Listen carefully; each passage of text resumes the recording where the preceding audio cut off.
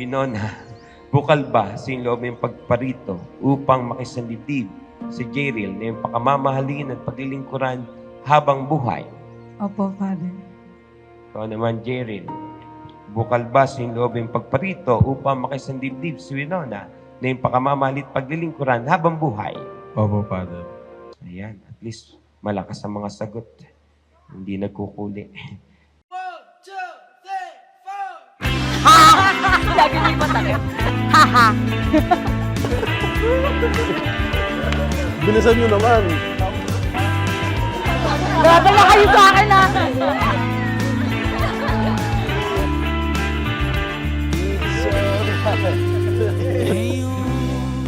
Bali nagkakilala kami sa Sabado nights.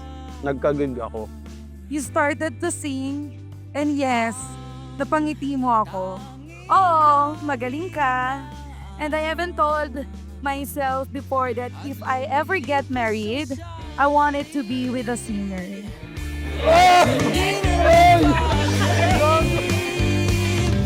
Grabe na to. Kuya Gerson. Kiro. Ay, Russell. Hello. I love it. Hindi pa kahit ba sa'yo. Hey. Yan, ako na sa'yo. Uy. Ano saan ako aapir? Natuloy din. Isang beses, Sabado nights, magka-duty kami. Tapos dumating dun yung parents niya. Tapos sabi nung mga kapwa namin singer, mag-bless ka naman dun sa mama mo. I can still remember the first time we were on duty together. During Sabado nights, I was speechless, just watching you as you walk towards the seniors.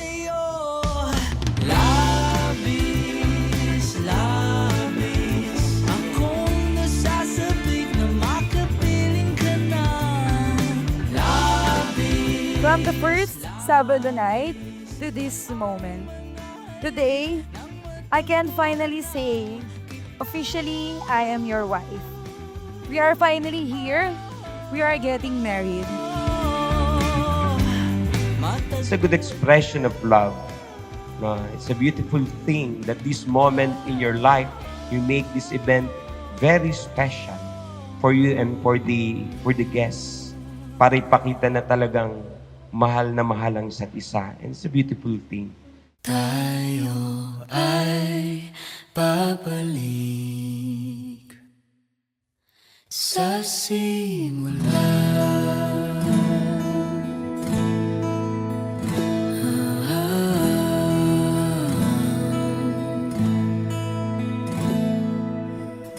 Eto na. Hi, mahal. You know that today is the day we've been waiting and praying for. Dumaan tayo sa maraming tampuhan at pagtatalo, pero you always kept your promise to my family that will never end the day without making things right. Gusto kong magpasalamat una sa Panginoon sapagkat ginawa niya ang lalang na isang tulad mo upang maging aking kabiyak.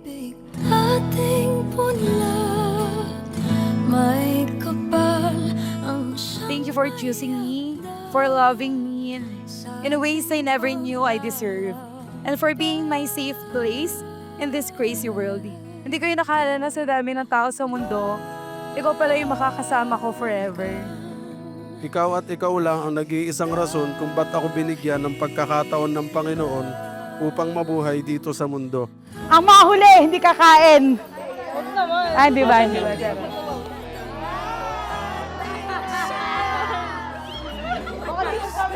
Sabihin mo oo. Thank you!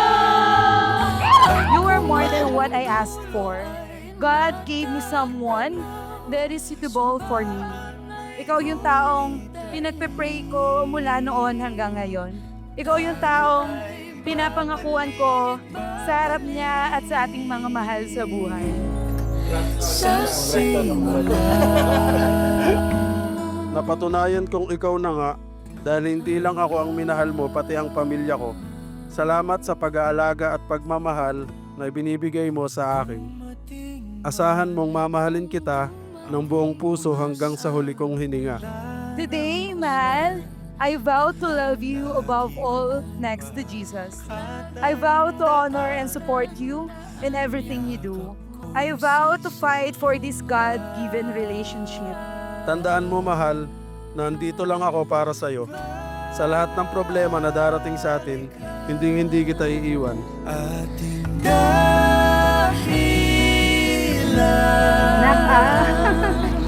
Congrats! Pag nakalimutan na ating sayaw. Sa harap ng Diyos at ng mga taong nagmamahal sa atin, ipinapangako ko, ikaw lang at ikaw lang palagi. Habang hihininga ako, habang kaya kong magsabi ng I love you, ikaw ang pipiliin ko. I'm excited to start this new season with you. I love you, man. Ito na ang araw na itinakda sa atin ng Panginoon upang maging isa. Pinapangako ko sa harap ng Diyos at sa lahat ng tao na saksi sa pag-isang dibdib na ito na mahal kita higit pa sa buhay ko. I love you, mahal. Thank you po. Thank you, Tito. Thank you, Ma. Ano ba ito? Tidikit pa sa akin. Ikaw ang sigaw.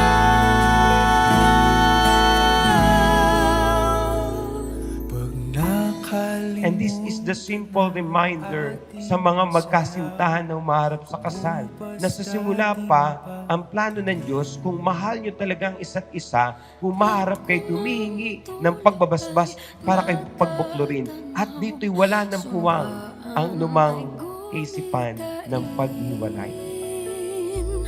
Tayo ay babalik, babalik. Pag nakalimutan na ating sayaw, kumupas dating pagtingin. At kung ang dulo ay natatanaw, sumpaan ay gunitain. Tayo ay babalik, babalik. Tayo ay babalik, babalik. Tayo ay babalik, babalik. Sa simula. Mga kapatid niyo, atin na saksi at pinagtibay ang sumpaan ni na Jeril at Winona. Sabi nga po, love must be sealed by a kiss. Kaya yung belo na naghiwalay sa kanila ay alisin na para iselyo ang kanilang sumpa at pagmamahalan. Jeril, you may now kiss your bride.